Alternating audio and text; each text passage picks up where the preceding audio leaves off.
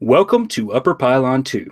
Our mission is to provide you with an in-depth review of every episode of Deep Space Nine in the order they were broadcast. Tonight's episode is The Darkness and the Light, and this is Chris in South Carolina. And this is Matt in Buffalo. And this is Matt from Arizona, and you are cleared for docking. I'm really excited about this episode this week. I might be the only one on this podcast. We'll see. I don't know. I haven't checked in with these guys yet, but we're doing one of my favorites, The Darkness and the Light. Synopsis. Subversion and intrigue combine when many of Kira's old resistance cell members start dying off. This is the 11th episode of season 5, rather. First aired on January 6, 1997. Teleplay by Ronald D. Moore. Story by Enter One Brian Fuller. And it was directed by Michael Vijar. The guest stars this week include Randy Oglesby as Siloran Prin, William Lucking as Pharrell, Diane Salinger as Lupiza, Jennifer Savage as Trenton Fala, Matt Rowe as Latham Abram, Christian Conrad as Brilgar, and unknown actress as the random ensign fleeing an explosion. Chris has the notes this week, as you could probably tell from that intro. So, Chris, whenever you're ready, take us into The Darkness and the Light. By the way, every one of these unknown people has a Memory Alpha page or part of a page dedicated to them. I don't just make those up usually. Get some water here because we've got a long haul here. I mean, this is a powerful episode. I don't doubt that, but at the same time, I doubt they're credited as ensign who ran away from an explosion. No, I usually come up with something more interesting than they have on the website there. All right. So, teaser. 6 Vedics are holding a ceremony. One of them, Latham Abram, is killed when the ceremonial candle pulls a Han Solo and shoots first, throwing him back several meters and killing him instantly. Meanwhile, back home, Major Kira Nerys is examined by Dr. Bashir. She complains she hasn't been taking the Makara herb he had prescribed. Apparently, it tastes like it crawled out of Quark's ear. How she would know that, I'm really not sure, but she does. They go back and forth about sleep aids for no real reason, and then Odo arrives to tell Kira of Lathan's death. Kira laments that despite his violent past, he found the prophets, and it helped him change for the better. On returning to her quarters, she receives a mysterious message, just showing a picture of Latha, a former resistance companion of hers, as well as a distorted voice saying, "That's one." As we break to opening credits. Good teaser. I'm loving the setup here because it's hitting all my buttons in terms of this is going to be like a revenge sort of thriller episode, which right up my alley, goes right in line with horror. And the tone of this episode is really interesting. It's very dark, no pun intended. And it's the entry of Brian Fuller into the Trek universe. He will co-write a couple more episodes of DS9, but he's mostly does work for Voyager. He does some of the better Voyager episodes, actually. And he was the one who, of course, now got the ball rolling, at least on Star Trek Discovery. But being a fan of his, and especially being a fan of his horror works like Hannibal, you can tell that this feels like him. He already had his identity back then. Yeah, and it has a very interesting kind of feel to it too, in that I say this as a compliment. This episode has a very nice slow pace to it. It's just it's an interesting build. It kind of really lets you know the kind of the tone of it, and just the pace is just slow building kind of dread rather than running and phaser fight kind of stuff. And that's a nice little element that I bet he probably had something to deal with, or had something to do with. I'm almost positive he did. And I mean, I knew when I first saw this episode years and years ago, I had no idea what it was going to be about. And then after I saw the teaser and it ended with the ransom message, basically, I was so in. This is completely in my genre, and maybe biases my rating of this episode ever so slightly. But I think it's an effective teaser. Oh yeah, I fully agree. It's a payback level goodness. You're just waiting on the other shoe to drop. You guys want to get deep into this story so we can build some dread? Sure. Mm-hmm. Here we go. Kira reports the message to Odo and Captain Sisko. No way to track this message, of course, in the 24th century. It is the equivalent of a magazine cutout. It is the equivalent of magazine cutout letters. Kira believes it to be a general threat against the Shakaar resistance cell. None of the other members have received a message, though. Later, she laments to Chief O'Brien that after everything he survived, Latho would be killed during a religious ceremony. She's also frustrated as she feels she should be on Bajor, taking an active role in the investigation. But, as she's in the late stages of pregnancy, she's left unable to do much. Kira is then called to Ops as she is receiving another anonymous communication. However, this time, it's Trenton Fala, a former ally of the Resistance who is desperately paranoid that she's being watched following Latha's death. Kira decides to bring her aboard the station, and she arranges for Dax and Worf, who are on their way back from a trip to Starbase 63, to pick her up. Aboard their runabout, Dax and Worf discuss Jadzia being a complete boss and losing a ridiculous bet. They try to transport Fala, but it doesn't go as planned. Her pattern scrambles while in the buffer. Dax and Worf desperately try to correct the problem, but it's no use, and Fala dies painfully, leaving behind a smoking corpse. So, Matt, creepy transporter accident not seen since Star Trek: The Motion Picture. I was wondering if she was going to come up with two when I first saw the scene. That's kind of the part that I want to talk about now. Is like people might focus in on the revenge stuff, the slasher horror movie kind of stuff, where this is really great. This episode for me is that they are doing a really great job of exploiting what the science fiction capabilities are in this world and how one in that universe could use these amazing technologies for really, really terrifying applications. I completely agree. I mean, I just focused immediately on the slasher stuff because it felt like that with the intro. But I gotta say, between the transporter and later we're going to have someone who we don't see it, obviously, because it would be too gory, but someone, an implant, someone's head exploded. I mean, Hunter bots. I mean, they die in the most gruesome ways that it's not gory, but you think about them and they're all creepy and ugly. Say not gory. Well, I mean, this transporter one's about as bad as you can possibly. You don't see, but what I'm saying is you don't see blood and guts. You see a burnt corpse, which I'm not saying is not gory, but when you say gory, people think intestines and blood and all that. That's not here. They're that good kind of obscene, where you don't really want to see what happens a lot of these times to these folks because it's gross. It's the eye coming out in King Lear. You don't want to see that on stage. That needs to be off to the sides and just told to you. I mean, it keeps building up because I would say maybe the tamest kill is the beginning one because that's just a disruptor. It keeps getting worse and worse. Keeps getting worse and worse. But back to my point, this is the stuff where they don't do it enough in Star Trek for my taste, where they did in Voyager, to Voyager's credit, about the self-guiding cruise missiles. Brilliant. That's something that should be kind of addressed in this. Enterprise picks it up with like the drone Romulan crazy ship. And I can only think a couple times in Deep Space Nine, this and that transporter sniper rifle in kind of a similar type episode like this down the line in season 7. Which ironically, I did read on Memory Alpha, they told the director of that episode to watch this episode as a reference. Right. So there you go. I mean, this is where science fiction is kind of picking up the unintended consequences of technological advancements, right?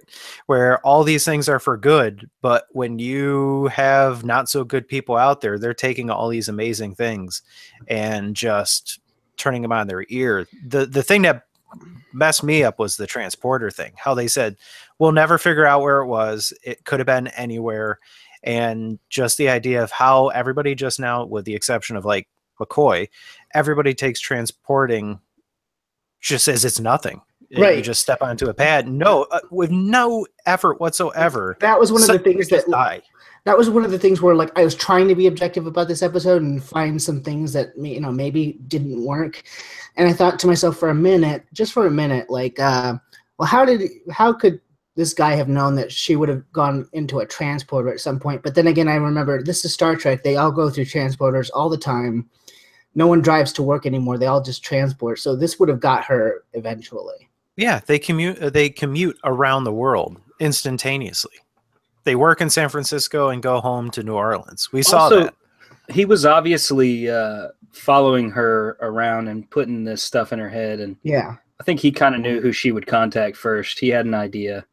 This guy's well, I imagine people are transporting her on Bajor too. So even if she didn't go to the station, the next time she went through a Bajoran transporter, it would explode on her. The only thing, Matt, is they're all used for good except for this device, which is specifically designed to kill you in a transporter. But I hear your point. Yeah, it's just, this is a horror story, but they're getting a nice, healthy dose of the science fiction element to it. Oh yeah, and like I said, we haven't seen a transporter death this ugly since the motion picture. Right, and it's one of those things where you just sit there and think, oh boy, this stuff is not that probably complicated in that world to do it. Man, it would be a scary existence if you had made an enemy. How apparently quite easy it would be for them to kill you anywhere. Right. That's how this guy's doing it. I mean, I'll just say it now. I kind of side a little bit with people like McCoy. The transport, when it goes wrong, is a freaky little device. Like you could just melt. Well, the best of circumstances is always killing you and making a doppelganger of you. Making a doppelganger. I was about to say, yeah. Or Thomas Riker in you. Right? That's the best. But like at worst, it fries you or melts you in motion picture. But I mean, we're talking about that scene coming up. But it's the one that really stuck with me because that's like, oh, somebody is trying to kill me. If I leave this house, I'm out in the open and I can get killed. What's the safest possible way of getting out of here? It's just disappearing in my house and showing up on a Federation starship. A little dinky runabout, but still. Oh, that's the easiest way. Perfectly safe. No, wait. We actually have a way that will make you have an incredibly horrendous death in the way that you thought's the safest possible way to travel in that circumstance. Oh, that's a brilliant little thing. Well, you're not the only one who... Oh, sorry. I was just going to say, I like how they take it to the next level. I'm not going to spoil anything because we're not there yet, but I like how they take it to the next level where, like, the first 2 or 3 deaths occur on Bajor, and then, when Kira's friends show up, you think, oh, well, they weren't on Bajor, they're on the station, they must be safe. That's what I'm saying. Just ratcheting tension, and that's what I'm saying. In this, if you make an enemy of somebody apparently fairly smart or having money, there is nowhere you can go. This is showing you, in this universe, you can be killed anywhere. That's crazy. Well, in any universe, you can be killed anywhere. Well, I know, but this is like, but not really. Me right now here, somebody in San Francisco wouldn't be able to kill me right now. Fair. This is showing a guy in a different planet, sent little robots that are looking through every window in my town, essentially, and then blowing up a bomb outside the window. That's crazy. In a good way, I mean. That is an awesome element to this episode. You guys weren't the only people to think that this was horrific. Kira also thinks that it was horrific when she shows up to see what's left of Fala's body in what will be our very first clip.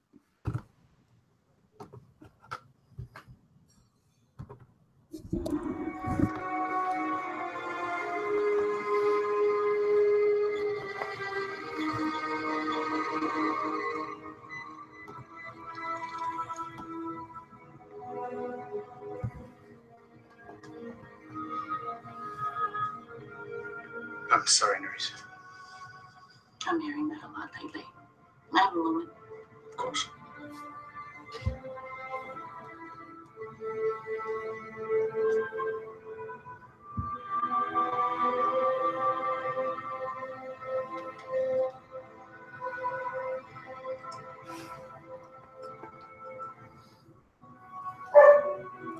Probably could have cut around the just silence and music in this clip. No, it's there for a reason. I'll talk about it. All right, I'll tell you now. Just tell me it was an accident. The constable thinks otherwise. I believe she was killed by a Ramat detonator. It's a device programmed to scramble a transporter beam during rematerialization.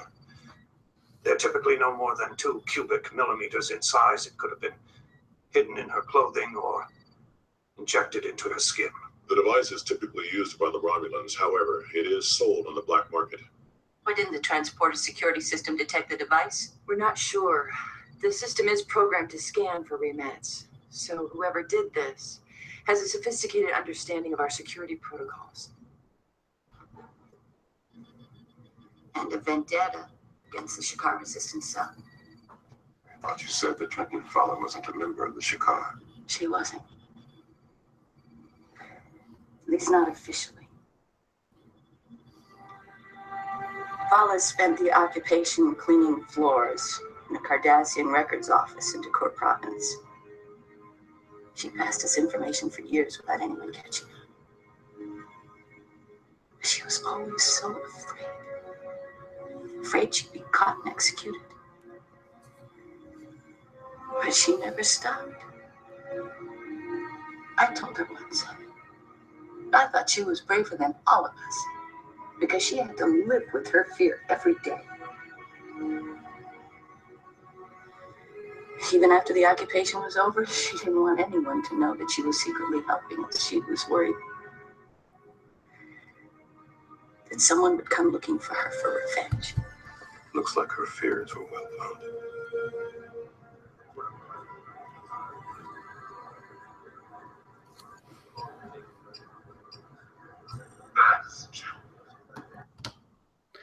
All right, so 3 reasons that I chose this scene to pull out. First, the music. The music in this episode is really splendid. I love it a lot. You could hear it in the lulls there, and there's a lot of opportunity for our actors to just kind of act out that anguish. And the second reason, that leads me to my second reason. Kira's acting here, we can hear it just in her voice, is on another level than what we were used to back in seasons 1 and 2. Seasons 1 and 2, she would have been screeching, yelling, that understated, nuanced, can I have a moment, doctor? Trying to keep it together. In the first season would have just been, leave me alone, it would just been outrageous and out there. And so I really appreciate her growth as an actress. It's fantastic. And then the last reason is, Matt, they do what you love. Your Big Trouble in Little China, explain away some plot hole that could be there. How did he get this remat thing in there? How come not everybody uses this remat thing all the time? So just 3 really cool things that were all in this one little 2-minute scene that I really love about this particular episode. That, and for me, yes, and all those things are perfectly valid. In the span of just whatever couple-minute clip you had there, they gave like a very nice, complete background of a character we, for all intents and purposes, don't know and don't see. I mean, a couple seconds on the scene earlier, but you really do feel for that character and just Kira's dialogue about the fear that she lived with her whole life, well, from the occupation on at least, and just the bravery from her. All that's just very moving, and it's so moving because it's back to Chris's second point there. It's done perfectly by Nana Visitor now at this point in the show. I mean, technically it's all exposition, but somehow I don't know how to put this into words, and I don't know if you agree, but it doesn't feel like it's exposition. Maybe it's because the character's already dead. The best of Star Trek is stage acting, I feel like, and this is stage acting 101. I mean, a lot of times you have to explain what's going on in the scene, and a lot of it is how you convey it with the emotion in your voice and in your face and in your body language, and all that plays through, so it doesn't feel like strict exposition. I think part of it too is like because the character's already dead, the way she's talking about her kind of almost feels like a eulogy, a little bit. Yeah. Yeah, and not to completely crap on Chris's point there. It is really good writing too, I think, because if you just look at the words, they did a lot of work in a very short time for this, third character. But pair good writing with good acting, and then you have a very nice scene there. So it's not just the stage acting from Kira or from Nana Visitor; it's all those elements beyond her too. Oh no, I fully agree with that. Yeah, it's Sure. this whole episode is well written. I mean, I think we kind of hit on that a little earlier, and we'll continue to see it. And we see that later on, like granted her two friends who show up, we saw them before in a previous episode, but Shikar, yeah. yeah, but it's an element in this episode, and you see it with the main villain in the end. With a minimum amount of screen time and words, they create pretty impressive characters that you can kind of get at least a fairly decent snapshot of them, at least, if not like a pretty good rounded element of them. And they tie it seamlessly with plot elements that had come before it. So there's some life already there. So, and some intrigue. Well, we heard, and it just keeps getting intriguing because at the end of that clip, and I guess we could segue more back into your notes, Chris, but at the end of that clip, we get another ransom message. That's two. And so walking down the promenade, Kira hears that same voice from before saying that's two, and she finds it's coming from a pad that Quark found. Odo reasons that the killer is someone who was injured or lost family in an attack that was based on Fala's information, which Kira plays a principal role in. I don't know why it was creepy, but I thought it was a good creepy moment when she gets the pad and turns it on, and the message just keeps repeating over and over and over again. Yeah. That's two. That is weird though. That is this just the Quark the excuse to get the Quark collecting his paycheck scene? Probably, because it is weird that he had a stolen pad information basically that got it, and it wasn't just a hacked terminal that she just walks by that gets turned on and is taunting her. I'm sure that Armin Shimmerman was thrilled to go through the 4 hours of putting on the Ferengi makeup for that one shot. Cha-ching. I think he's fine. But I think it would have made a little bit more of a creepy sense rather than a comedic little ha-ha scene. Well, that's having her walk around on the promenade and a screen just activating, start taunting. I mean, but that's what happens with That's 3. Yeah, we're getting there. We're getting to Mubara, maybe. That was for Matt. That was totally for Matt. Anyway, so Kira and Odo start compiling a list and going through a database. But before they can get really deep into this, the screen suddenly flashes with Mobara, another Resistance companion who appears with the words, "That's 3." Odo sends an emergency message to the university where Mobara is studying, but he can't be found. So search parties put together. Kira, who is getting more and more frustrated with everything that's happening, and Odo has her return to her quarters to rest, and he assigns a security detachment to guard her. When she arrives and heads to bed, leaving the security guard in the living room, she hears a thud. Guessing he's just been knocked unconscious, she gets her phaser and continues to listen. She finally opens the door and slowly peers around until she sees her intruders. Former Resistance colleagues, Lupaza and Furo, that we'll remember from Shikar, who broke into O'Brien's quarters. They pledged to support her and help hunt down the person responsible for the deaths of their friends. Kira tries to convince them to leave this to the authorities, but neither of them are happy with that solution. They give Kira some fresh Makara herbs to aid in her pregnancy, and then the Major invites them to stay on the station with her. The two insist on staying near her, and she decides to let them stay in the quarters since Keiko and Molly are visiting Earth. Right. Thankfully. Here's the thing, is that you mentioned the music earlier, Chris. I really like the music, but, where it was nice in that other scene, I like the creepy music in the stalking scenes. This one, and then later when she beams down to the planet where she finds the guy. And also, too, none of us really liked Shikar, the episode, or really Shikar, the character. But, but none of us really liked that episode. But these two, I like them in this episode, and I'm sad that they're gone now. I don't know why. I just like them together as a couple. Yeah, it's kind of interesting that they're brought back just to have them get killed again.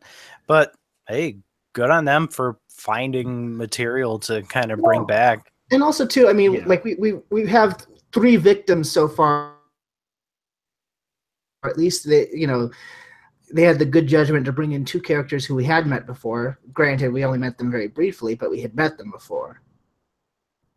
Yeah, so we had a through line. I mean, this was good. I felt like it automatically if you've been watching DS9, you say, oh, I know them. I remember them from such and such. And so you don't have to do a lot of work. It's shorthand almost. And it's good shorthand for this. And again, Matt, to your point, like, this is another escalation of tension because they're on the station. They're not on Bajor. They're not trying to get away from Bajor. They're on the station. Ergo, they should be safe. Right. I mean, we do see countless times on starships and star bases where it turns out, bad guys get on there and can do whatever they want for dramatic purposes. But the idea certainly is this is the safe zone. Let's get them here and all will be okay. There's a little bit of put all the eggs in one basket too, but that's all right. No, but also too, I mean, it's a horror movie thing as well, where like, oh, these are people from, a previous episode. They're not going to kill them off. And there's that middle of the act, like everybody coming back together in the cabin and saying, what the heck's going on? What are we going to do? And you have the one hero who goes off and everybody else dies around them while they're trying to be heroic. So here we go. Odo reports to Captain Sisko in his office that Mobara's body was found a couple of hours earlier, having died when a micro-explosive planted behind his ear went off. That just creeped me out. Just thinking about like this, they find this headless corpse with brain matter spewed all over the room. It's the Running Man special. Although this sounds like a professional assassin, Odo notes that a professional would never send someone anonymous messages. This is someone with a vendetta, which Kira's been saying the whole time. Meanwhile, back in Ops, Kira and Dax enlist Nog with his superior hearing to help with the messages. Upon listening, Nog notes that the messages are not complete sentences, but rather words from different speeches put together. Working from this basis, they assume the first word is the same in all the messages, and then it was likely copied 3 times, which gives them a reference. So they screen it, and they descramble it, and quickly recognize this voice. It's Kira. The killer is using the Major's own voice to threaten her. I totally know why they have to do it. They want the audience to get it first, but it's always funny when you beat the super hearing person to figure out the voice on the show, but whatever. Can I say I didn't beat the super hearing person first? But, no, when I first saw it when I was 15, so I wasn't like savvy, I guess. But I like that it's her voice, mainly because it feels like one of two things or maybe both things, but it feels like it's mocking her in a way. And it also feels like at the end of the episode, and I'm sure it's in the clip that you grabbed, Chris, but at the end of the episode, he says that the killer ends up saying that, no, like, I haven't killed anyone, you killed them all. And so using her voice. Yeah, you did it to yourself. Yep. And it ends up, because of this process and the discovery at the end, it has it's not the same thing, but it has that the calls coming from inside the house kind of a chill factor to it. The killer's already there. And how did he get the voices? Sure, I mean, that too. Yeah.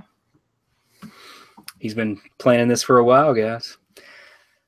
So the investigation is quickly halted when the sensors report an explosion in the habitat ring in the O'Brien's quarters, causing a hull breach. Dax puts the station to red alert, halts all traffic as Sisko and Odo emerge from the office. But Kira has gone missing. Real quick. Yeah. It's a tiny little thing in the episode, but it just felt nice and good. When the bomb goes off, just Dax snapping into just professional mode. Crisis mode. Yeah, tiny little throwaway moment, but really cool. I like it. I don't know why. Yeah, I like it when anybody gets to their business. I also like it too that this is Kira's moment to be. If she acts any sort of season 1, it's in this moment, but it's at the appropriate moment because it's like this keeps happening. You know what I mean? Like these are her friends. Yeah. Yeah. And yeah. And she saw that one burning, festering body. So, like, that's got to be... And now she's envisioning her 2 friends in that same kind of... that she was just hanging out with a few minutes before. Well, and it makes her feel bad, too, I would imagine, because she can't keep anyone safe. And I wonder if there's any PTSD here, too, like of her kind of flashing back to the being in the resistance cell and all that. It's got to be terrifying for her at this point. So, you're right. Countless times show her that she's not terribly comfortable with her past. Right. It doesn't necessarily go over to PTSD territory, but there's still Right. wounds in her. And this is just picking at those scabs. Mm. Yeah, more than that, but yeah. So the Major, her fury blinding her actions, heads towards the quarters, fighting her way past all the security guards who try to stop her from exposing herself to the whole breach. She gets mere inches from the door panel, and the baby intervenes and causes her to collapse. Meanwhile, in the infirmary, Kira wakes up and Bashir tells her that the baby's fine and Miles wasn't in his quarters when it exploded. However, Lupaza and Pharrell were killed. Her only comfort is that the two died instantly. Odo visits, and we get our next clip. Okay. Yeah, I'll be right outside.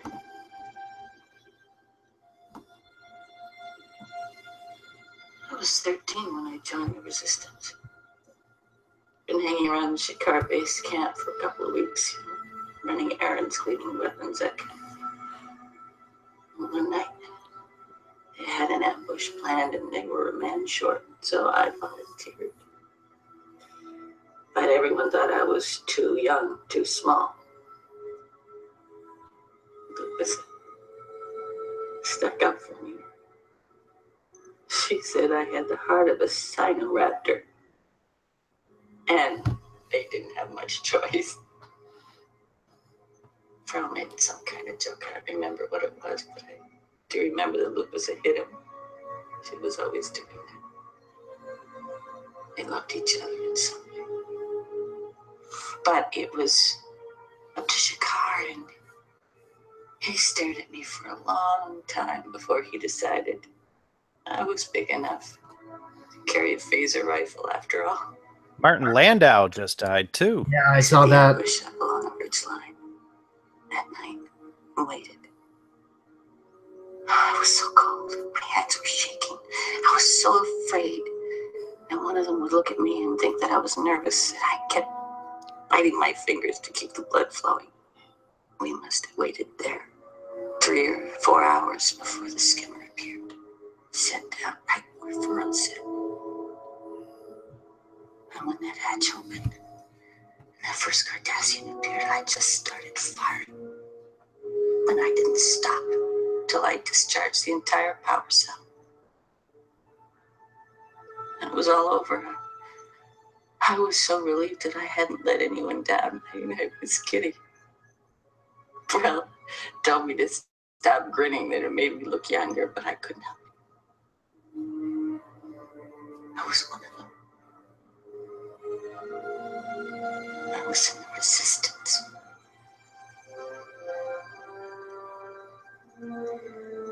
Lupus made me this. Out of some of the metal from that skin.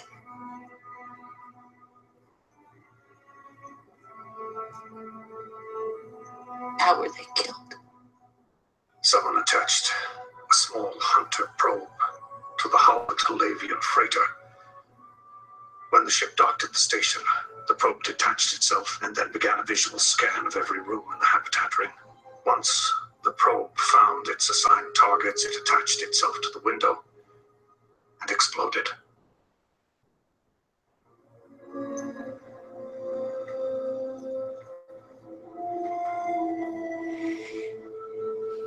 Do you have any leads?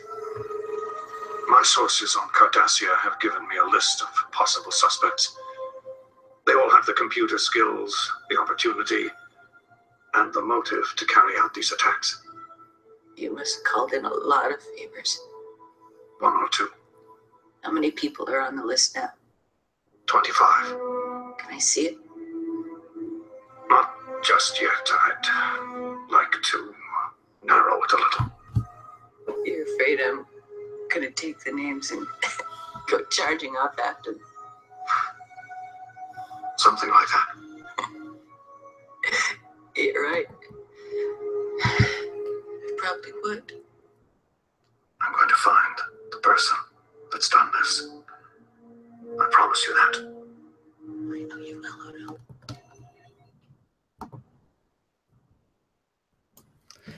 Yet another really understated, fantastic piece of business from Kira. Man, I don't know what you guys took from that scene, but what I took from it is, oh my God, what an effed up childhood and person she is.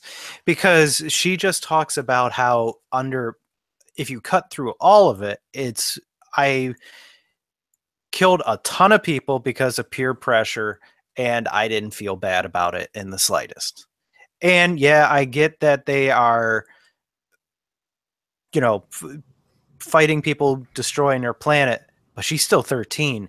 That's going to mess up anybody. And that is kind of like a horrifying story for her to kind of tell. I agree with you, but was it peer pressure necessarily? I thought she wanted to join the resistance and she had to convince them. I'm kind of shorthanding it a little bit there, but she's doing it because she wants to impress others. And that's kind of what it is. I mean, again, a little bit of an oversimplification there, but she was smiling because she didn't let anybody else down. Right. And that is just like all completely understandable, completely believable, but that is weird, troubling stuff for somebody to be wrapping around in their head. And you have to imagine she's not the only one that has this kind of story. The occupation lasted for like 50 years. Yeah, absolutely. There's a lot of people's stories. And I mean, we've seen through these 5 seasons a lot of that pain and a lot of that distress and what it caused and the type of people it created. And I mean, even at the beginning of the episode, the first guy who dies did a lot of terrible things, she says. I didn't pull that clip. But, yeah, and they even undersold that because they're like, he was a very violent man. Did that stop at the at the occupation, or when did this what did that mean? So that was like, well, I mean, he found Jesus essentially is what the shorthand was. Well, eventually, but when she said he was a very violent man, is that what a different road that she could have gone down? Did he join this because he was trying to fit in and then he just couldn't turn off the crazy murderous things that Kira found? Yeah, so he turned into what's his name, the guy from the Maquis, the horror movie icon guy. Brad Dourif. Lon Suter. Right. Did he just go down that path?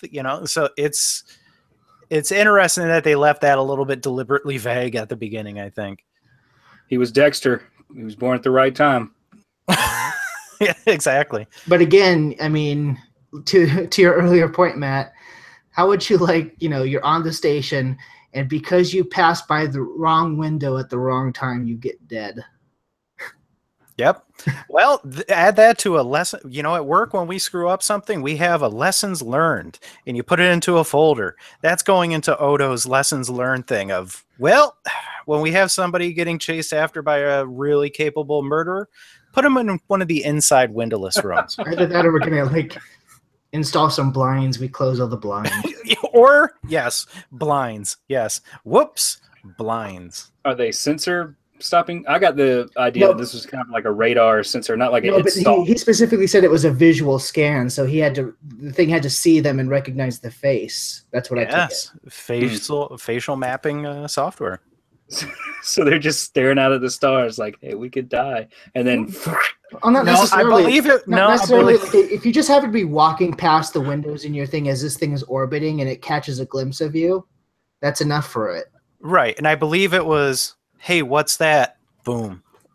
I believe that was the last few moments of their lives.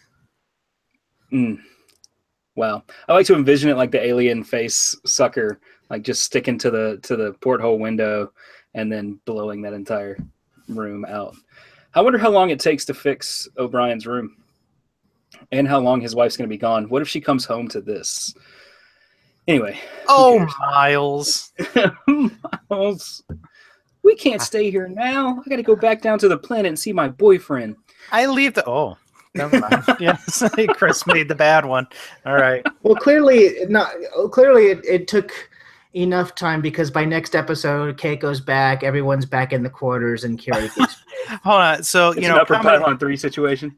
Comedy comes in threes, right? It's two episodes where they do the dumb joke of Miles, messes up the apartment before she comes back. This is the punchline in the next episode. She comes back and there's now a giant hole in the place. And there you go. The final joke in the trilogy. Yep, there we go. They It's snuck it you in could there. just hear It was very you serious just hear the episode. conversation. Miles, I leave you alone for 1 week, and look what happens to our core. There's a giant hole. And you almost killed our baby. Well, Kira almost killed our baby. Oh, by the way, I do want to granted, Kira is pregnant in this episode, so that is a natural bit of tension. I do like when they have these episodes, and we've seen it several times on Deep Space Nine now, if the station's in threat, or a lot of times the family isn't, potentially in peril, they make an excuse of just having them off world to not have to bring it up and not get cheap thrills out of it. It worked really well when Keiko was possessed, because that was a really chilling element, but you don't need that element distracting them in this episode. So I like when they take them out of the equation a little bit. And you believe it more because it's a station and people can leave Come and stations go. all the time, rather than like the Enterprise. The families on the Enterprise, when the Borg come in, they're just screwed. Mm-hmm. Anyway, as soon as he's gone, Kira uses an emergency transport program to beam herself to the security office. And Matt has a wonderful theory about this little program. Right. I was asking the guys before we started recording, does she just have that program in her back pocket from coming on the station so that at any moment she could just peace out? Or did she just put that in this episode? Because, man, she had these very specific transport protocols ready to go and to put her on a runabout to get out of there in a hair's notice. I mean, it's implied that she made it for this episode, but I think Chris and I both agree that it's cooler and better if she just, she always has an exit strategy. Hey, at one point, maybe she thought she was going to kill Cisco back when the times were really bad between them two, and she needed an exit strategy. That was more legit than the Maquis on the Voyager, right? This is a real Tuvok situation. She had whole hologram programs ready. She had prepared for every contingency. Yeah, except I think, unlike Seska, Kira is competent. Well, we know Kira's competent. Better choice in allies as well. So while there, she downloads Odo's list to a pad, and then she beams herself to a runabout.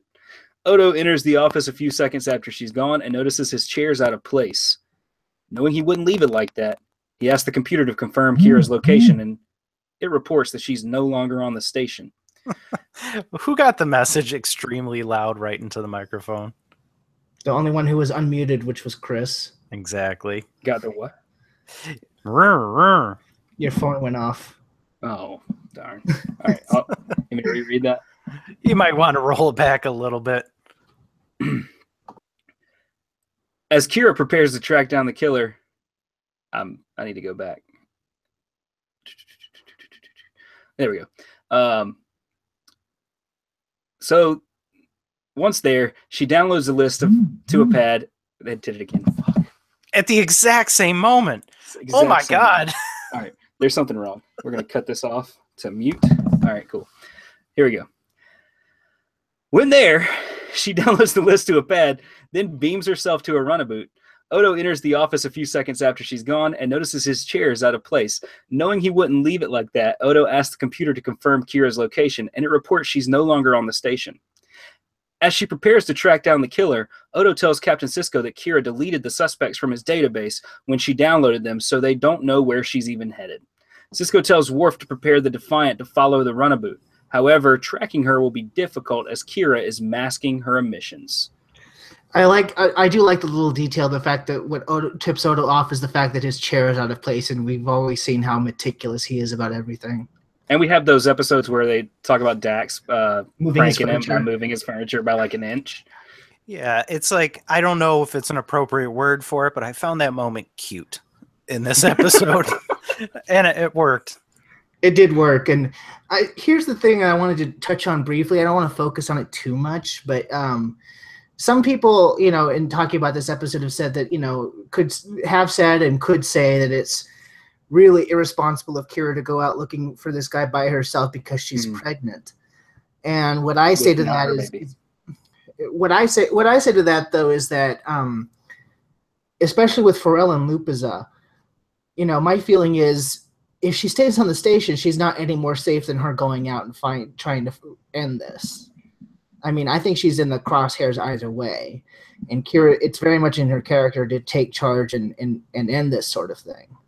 Well, that is true, but I think it still is irresponsible in that she wouldn't have to do it alone.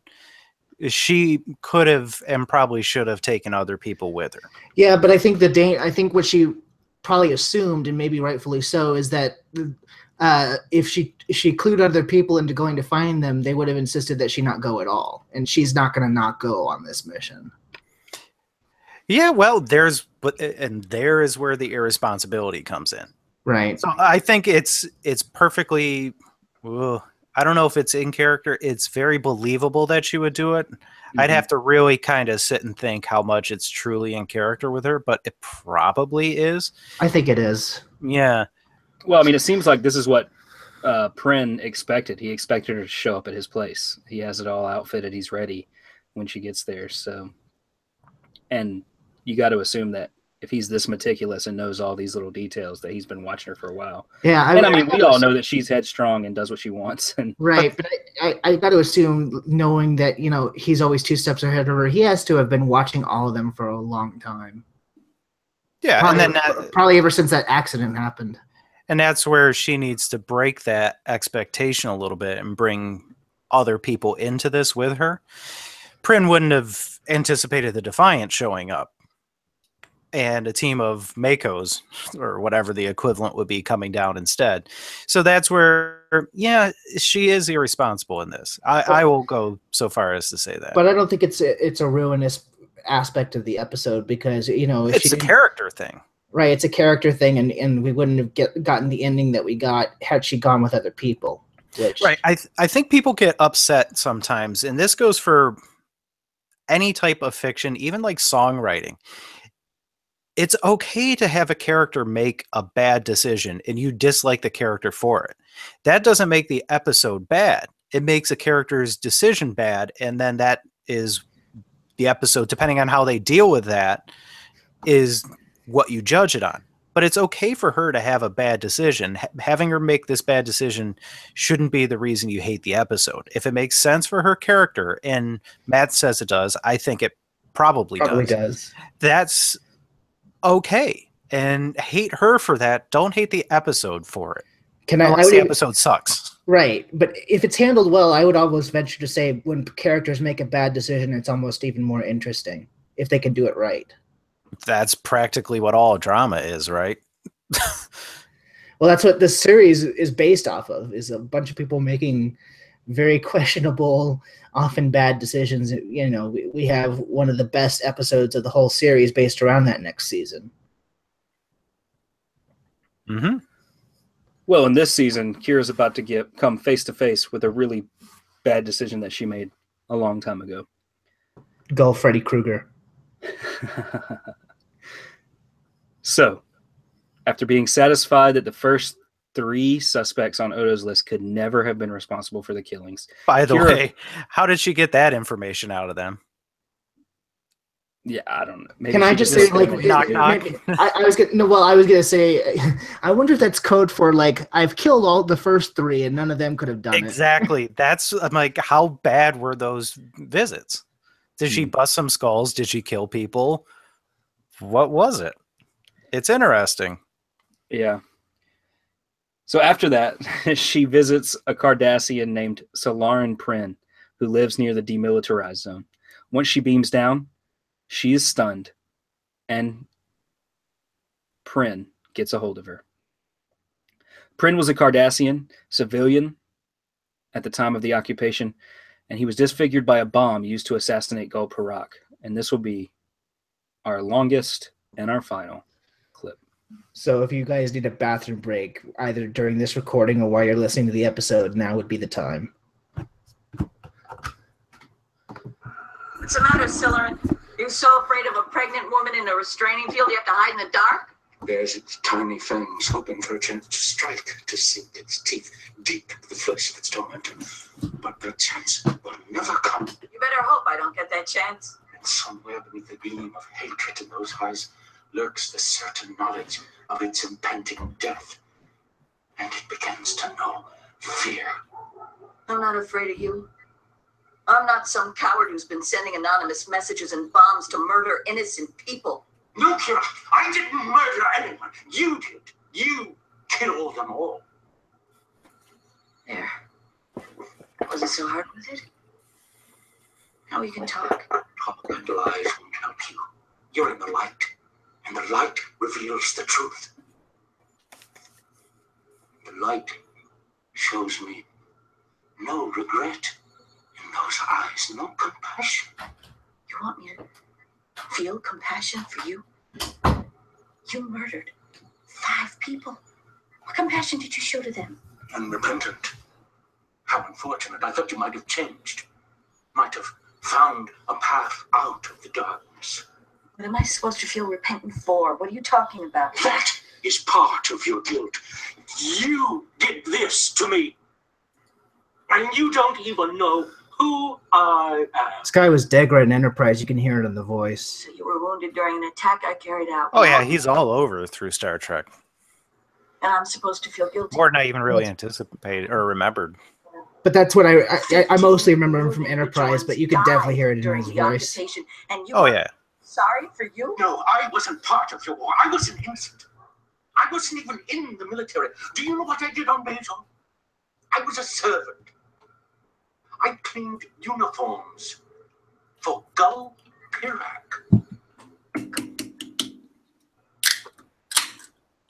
Commander of the weapons depot at Hathon. I'm glad that you remember. Now, do you remember what you did? How you put a plasma charge outside his bedroom window in the middle of the night? I remember. He executed 15 Bajoran farmers because they refused to display the Cardassian banner outside their homes. Trenton Fowler showed you how to circumvent the defense system. Later, Mabrin built the plasma charge. Pharrell and Lupiza stood guard outside while you crept up to the house. None of us liked killing. We were fighting for our freedom against... You vaporized the entire East Wing. 12 Cardassians were killed, including Gul Pirak's entire family. 23 others were crippled. Don't you feel guilty? Don't you feel ashamed of what you did? None of you belonged on Bajor. It wasn't your world. For 50 years, you raped our planet, and you killed our people. You lived on our land, and you took the food out of our mouths, and I don't care whether you held a phaser in your hand or you ironed shirts for a living. You were all guilty, and you were all legitimate targets. That's what makes you a murderer. Indiscriminate killing. No sense of morality. No thought given to the consequences. This is when they play it so big, but I think it works. What makes us different? I was a soldier. You're She just goes a little bit big. Probably a little bit. I mean, before I said she goes like to 11 when she should have been at 10. This she maybe goes up, you know, a half a number too big. I could have killed every monk in that If town. it's too big, Or to me, it wasn't everyone distracting of enough to the notice, population really. of deep space. No. But I didn't. Only the guilty have died. And that is why, although your actions have condemned you, the life of your child will be spared. What does that mean? What does that mean? The creature's diseased mind cannot understand its plight. Its imagination is too limited to perceive the truth. It cannot be saved. But I there's love still hope for the child. The ramblings are so Buffalo Billish. From the womb and raised. That's like, I'm torn on whether I like that part or not. Not that I'm carrying. It isn't Bajoran. It's human. It has unique medical needs. If you force me to give birth now, you risk... Creatures cry stroke louder, but no one can hear them. All that remains is to bring the child into the light and discard the diseased carcass of the mother before it can infect its offspring. You can't bring it into the light. Not yet. Dr. Bashir said if I don't have at least 3 more weeks... It's time.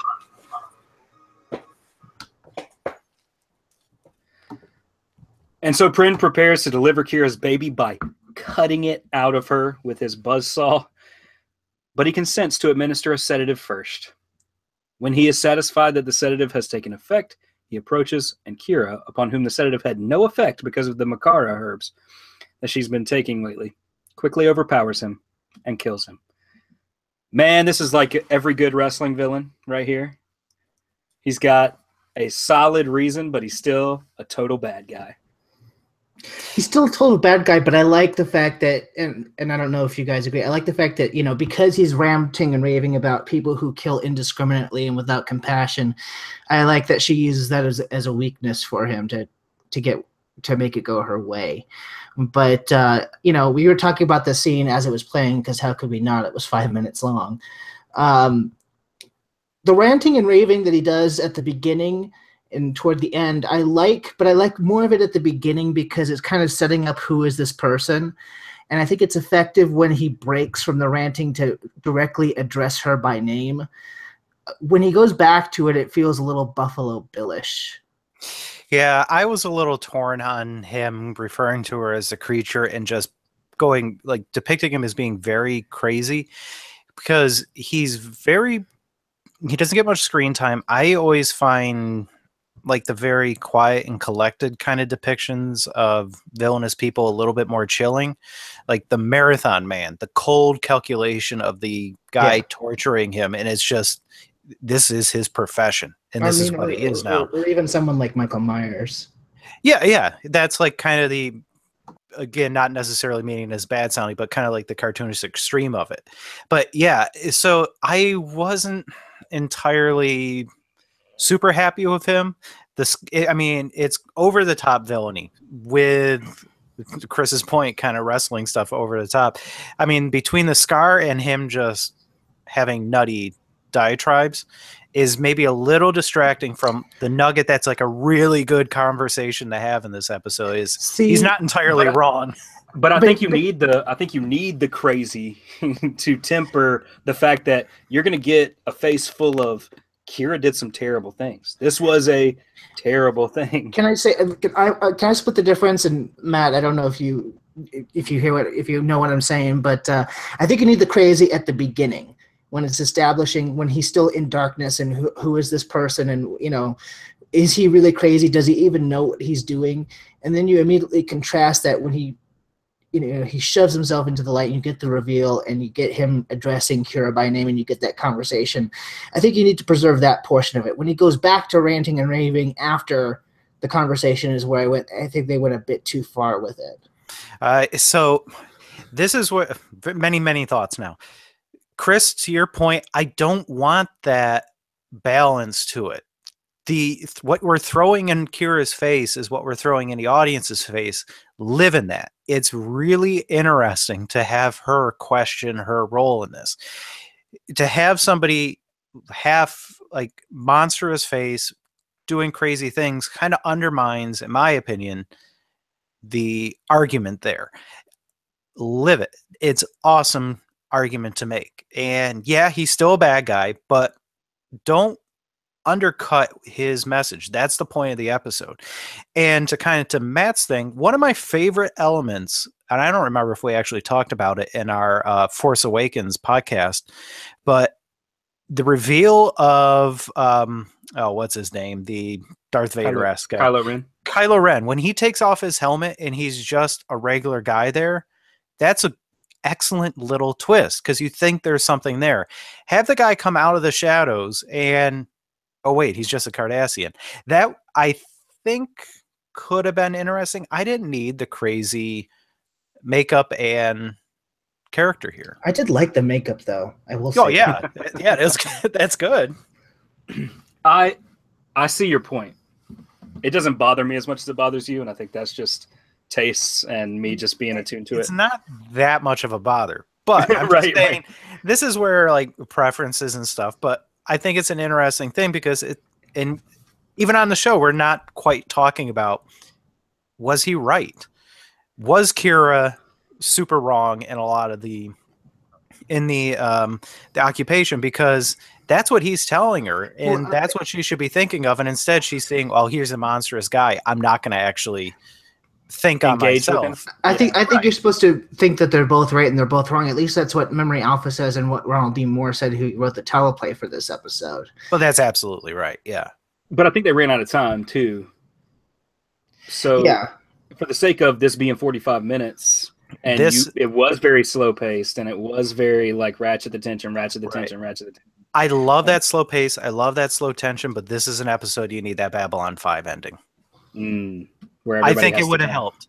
Yeah, I mean, so you need to come down. He can be a monster as long as you have to come down and you see her actually afterwards kind of have that soak in. With it. She gives one line at the end to suggest that there is something there, and she sits there in quiet contemplation about it, and you can see it's there. But man, commercial, we got to get to the end of this episode. I would like them to live in that reality a little bit longer. I would too. Yeah, I would too. I would have preferred a things past kind of ending where it's enough for a dialogue to happen. But I don't think the ending is so bad that it ruins the build up to get there. No, absolutely not. I don't think it's bad at all, and that's kind of what I was coming and saying is I think that it's over the top, and we can all agree that it's over the top. Yeah, I think we've all said it at this point. Well, sure. I mean, it's kind of over the top, but in a way that I personally kind of like. And I was mentioning during the clip that this guy is Degra from Enterprise, and you can hear it in his voice. I like this guy as an actor. Yeah, and he acts it well. But writing wise, Smonsky, you say that the crazy at the beginning and crazy at the end kind of undercuts all the good things that he's saying. I don't know that it has to undercut it. I don't think that it even does. I was completely tuned in. Every time I watched this episode, I watched it twice and then listened to it a third time as I was pulling clips. And this scene, when I listened to it, just audio, was really powerful. Even with the ranting and raving at the beginning and the ranting and raving at the end, I don't think you lose sight, if you're really paying attention, to that stuff that was said in the middle. He's crazy because she drove him to be crazy by taking everything away from him, mutilating him, and he was not a combatant. He was, by all accounts, an innocent. In Matt's defense, I'll just say, I think we can agree that it's probably just a personal preference thing. No, I mean, I think we both said that. Not that it's bad writing. It was just a personal preference thing. Right. And it's like, yeah, she drove him to be this crazy that we see. Right. And this physically and mentally messed up, right? But I don't think we needed to have the literal Two-Face, darkness and light, him split down the middle, Batman villain kind of thing. I didn't even pick up on that, but that's so true, though. I mentioned it a few times. That's what I call on the nose, a little too on the nose. I didn't quite need that much. It would be a different kind of an effect not having it. How oblivious am I that all these times I've watched this episode, I never picked up on the Two-Face connection? Maybe it's not that much on the nose if Matt missed it, but that's what I'm saying. It's like, I don't know. It's a different effect, but it's definitely true. And this was the time when Batman this is 2 years after Forever was coming out, right? 2 years after Batman Forever, after Tommy Lee Jones did his shtick. And that makeup is very similar. So it's purple. It's interesting in that like a lot of kids are watching this, right? Kids watching it, do you want them to ever question Kira? Like a 10-year-old or whatever? Or because if you don't want them to question her and never have them question what she did was right, you make this guy a literal monster when you see him. I think then it's like an adult will look past that and see, oh wait, there is actually something there. So is that part of the design?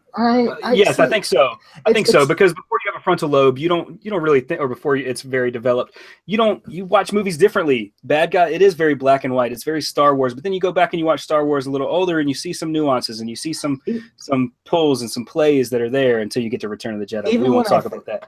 Even when I saw this when I was 15 for the first time, I was picking up, at least on the nuances on some level. Maybe I needed the crazy at the time, but I was thinking along the lines that Chris was thinking of, where it's like, yes, this guy is like a monster and is crazy, but it's because she was indeterminate in her killing that made him that way. So, I could get it on a very basic level.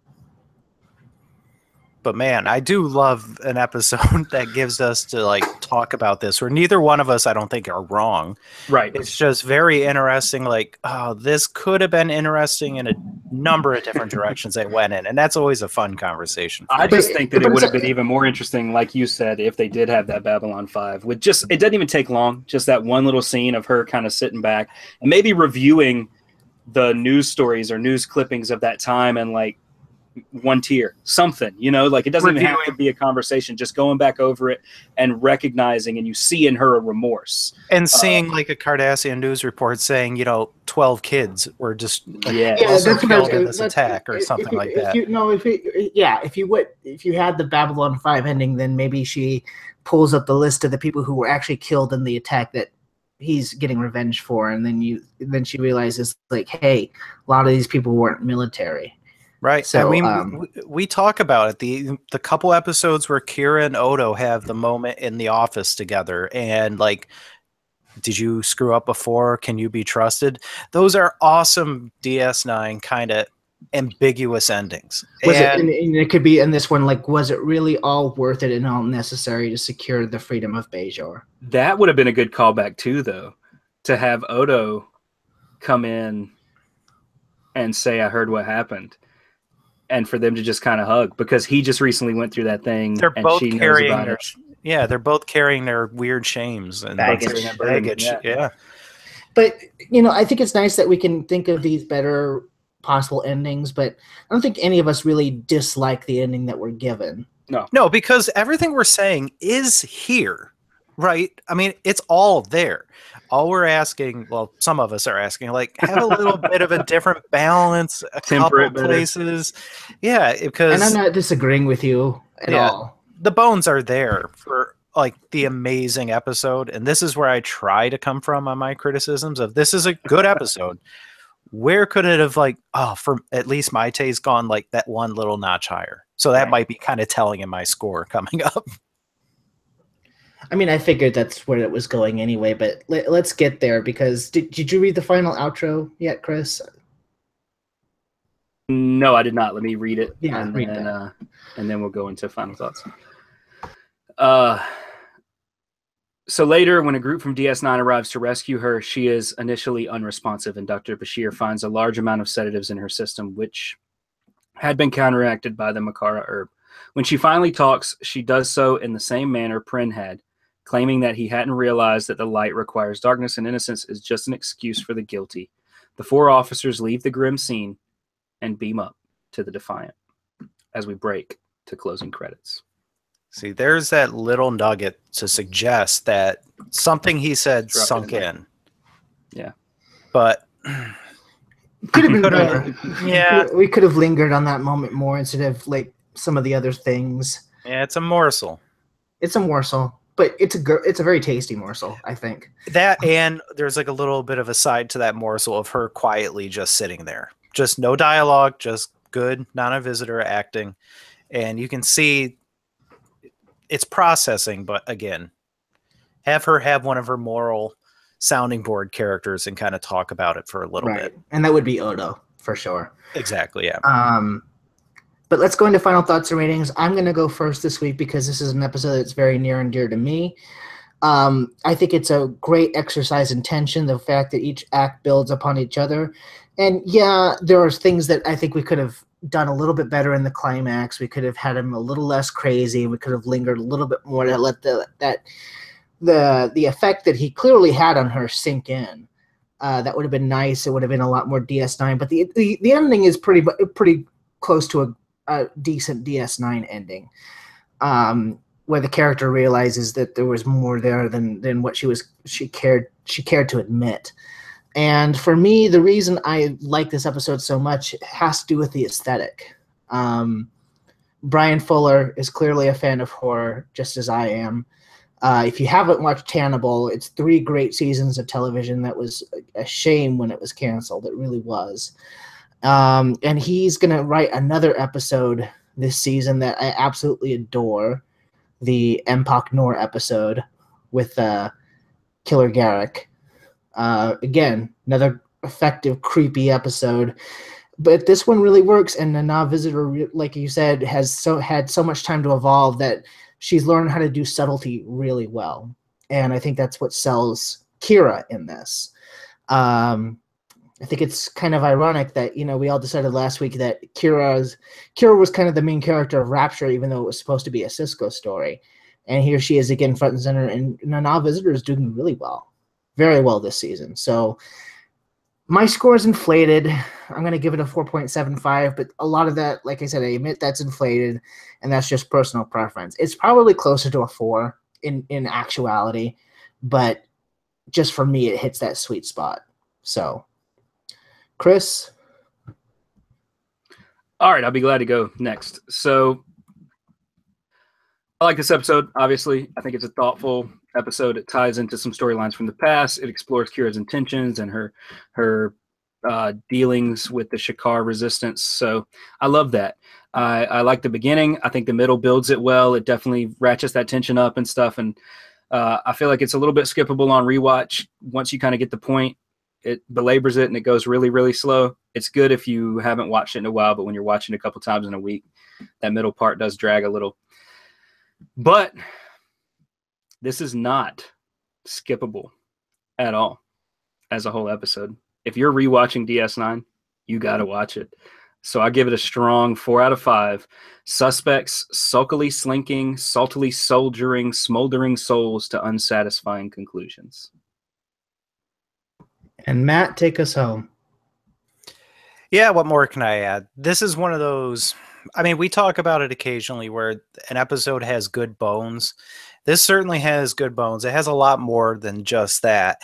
It's just slight little balance of a couple things here or there. It's like we said, maybe a little bit shifting up, cut out a little bit of the stuff in the middle that Chris thought was a little draggy, which is kind of good on its own, but it's not maybe the right emphasis in the story.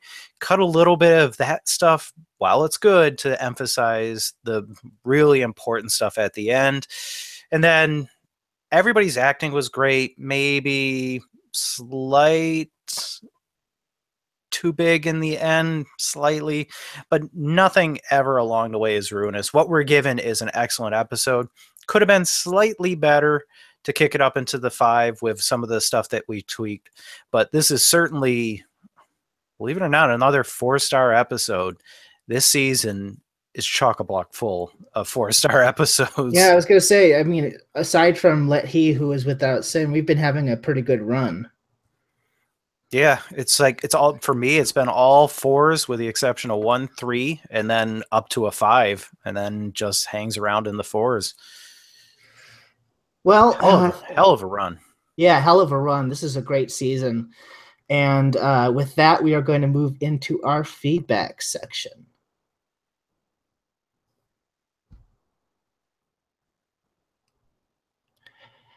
And we thank you so much, as always, for your feedback. We always love hearing from you, and there are a number of ways to get a hold of us. You can email us at up2podcast@gmail.com.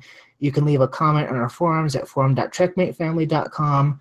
Like us on Facebook at facebook.com/upperpylon2 and follow us on Twitter at UP2podcast. Also, 2 5-star reviews help out the show, and we want people listening to us as we go into this amazing season of DS9. Like we said, except for the maybe Let He Who Is Without Sin, this has been a solid season so far, and we're really excited to share that with you. So thank you so much for those reviews. And you can also reach us personally on Twitter. I am at mhansen0207, HANSEN, talking about all things Star Trek, all things Marvel, all things sci-fi, and I think when this episode comes out, I will be at Star Trek Las Vegas. So if any of you are there, message me on Twitter and we'll meet up.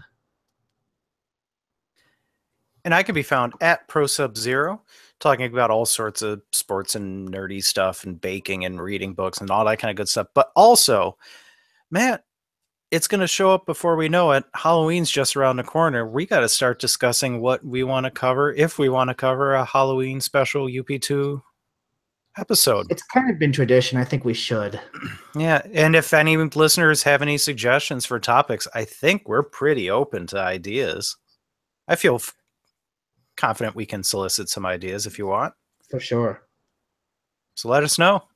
And Chris, how goes that Golden Girls rewatch? Well, I'm going to do episodes 4 and 5 this week. I've been a little busy, so I fell behind, but I'm going to double up this week and keep it going 1 per week, hopefully, from here on out. Hashtag saucy GG if you want to get in on that conversation. And it's hilarious because those ladies be talking a lot of junk and getting real salacious. And sassy. And that's at Carnivore J if you're interested. Yes, it's so much fun to look at your drunken commentary on the Golden Girls. Drunk GG. Anyway, thank you so much for joining us this week for our conversation on The Darkness and the Light. I'm so glad that we found another, often overlooked gem, and we'll see if we can continue the trend when Odo's life as a solid ends with The Begotten. It is forbidden to kill. Therefore, all murderers are punished unless they kill in large numbers and to the sound of trumpets. This is Chris in South Carolina. You either die a hero or you live long enough to see yourself become the villain. There's your two-faced thing. I'm Matt in Buffalo. And this is Matt from Arizona. Closing hailing frequencies. Docking clamps are open and you are cleared for departure.